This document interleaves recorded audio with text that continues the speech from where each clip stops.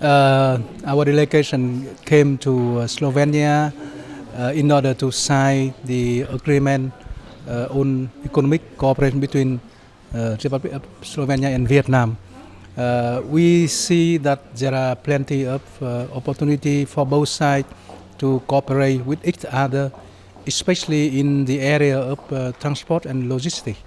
Yesterday we visited the port city of Kopek, and we have discussed with the port authority on the possibility of strengthening the cooperation between two countries in the area of logistics and sea transport.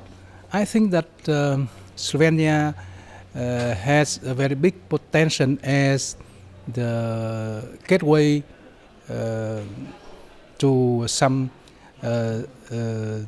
neighboring country with Slovenia, and vice versa Vietnam. I think that it also a gateway for Slovenia to enter into ASEAN market. Besides transport and logistic cooperation, I think that between two countries we have another area in which we can strengthen our cooperation. Let's say paper industry, electronic industry, and maybe food processing industry.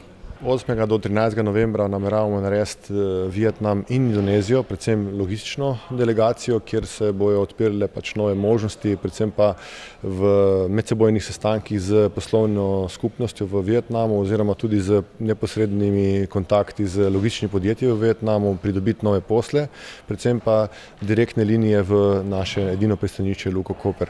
To je naš cilj. Izvedli smo že nekaj takšnih podobnih delegacij, tako da nameravamo tudi iz te delegacije iztržiti največ oziroma pridobiti nove posle za, se pravi, centralno in jugovzhodno Evropo, ki bi jih opravili naši logisti.